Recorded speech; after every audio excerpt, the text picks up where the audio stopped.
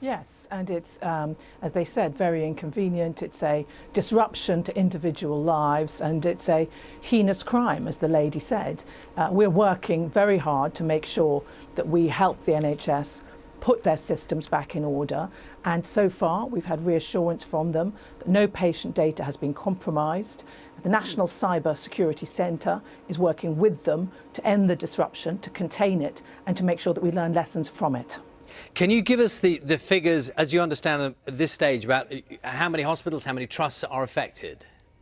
Well, we understand that 45 have been affected out of several hundred, and most of them are being very cautious about this. Some of them are making changes, some of them aren't. Some of them are managing to carry on with their daily work despite these difficulties. But can I also just point out that this particular attack, this cyber attack, hasn't been particularly focused on the NHS. It's been a worldwide attack. It's affected 100 countries, different organisations, but it's just in the UK that it's been particularly impacted on our NHS. What do you know about who might be responsible? Well, we don't know the answer to that yet. I've spoken to the National Crime Agency, who are working with the National Cyber Security Centre to find out who might be.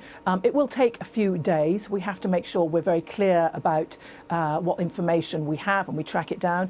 I can also say that we're talking to international partners because this is an international attack. So we have good relationships with different countries who've been impacted, and we're sharing information to find out how best to address it, how best to end it, but also how to find out who has done it and how to make sure we have the right defences going forward. Now, in amongst quite a confused situation, there are some very straightforward questions that many people want answering this morning. One is, are NHS files backed up?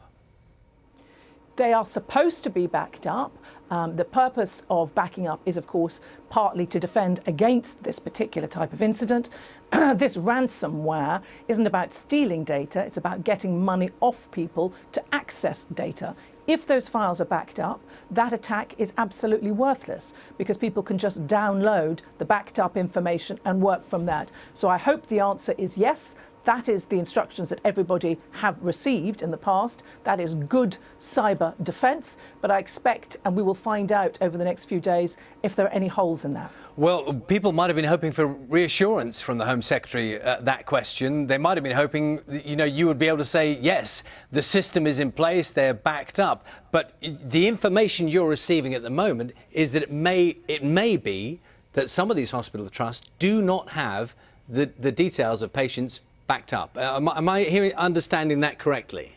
Well, we haven't. I don't have all that information. What I can say is that all NHS trusts have been asked to review their data overnight. The Secretary of State, Jeremy Hunt, is in touch with them. They're working with the National Cyber Security Centre. There may be lessons to learn from this, but the most important thing now is to disrupt the attack. Let's come back to afterwards whether there are lessons to be learned. But to be clear, given the scale of the attack and what is threatened, and let's be clear about this, the threat on the site that appears on screen is that these details will be lost, will be destroyed within a space of a week. So if these aren't backed up, this is potentially a very, very difficult situation. Well, we don't underestimate the difficulty of this. This is a dangerous cyber attack, this type that we have been expecting in a way, because that's why we've invested $1.9 billion in a national cyber security centre. It's why we have high levels of expertise in the area. It's why we've been training police and investing in cyber skills. But in terms of the outcome of this particular attack, we're going to have to wait for the dust to settle to see what the impact has been. But I would point out that most hospitals, most trusts are not affected, and most are getting on with their daily work. A US hospital that was affected by a similar spyware, ransomware recently, paid a ransom of some $17,000 in order to get the material back. They made the decision, and we understand from experts that some commercial organisations will make that choice and have done in the past. You pay, you get the material back, you get access. Is there a government policy in relation to advising NHS trusts in this situation? Because clearly one option is to pay. Well, not surprisingly, our very clear advice is not to pay. We don't believe we should be paying ransoms in this way. The advice that we give is about protecting your data online. There are ways very effectively of doing that, of having up-to-date antivirus software, of making sure you download the patches, and making sure you don't fall into the trap of pressing on certain If I may, can I just push you on that? Because you're saying it's your advice. Are you telling NHS trusts not to pay? Is that what they're being told officially, that cannot happen?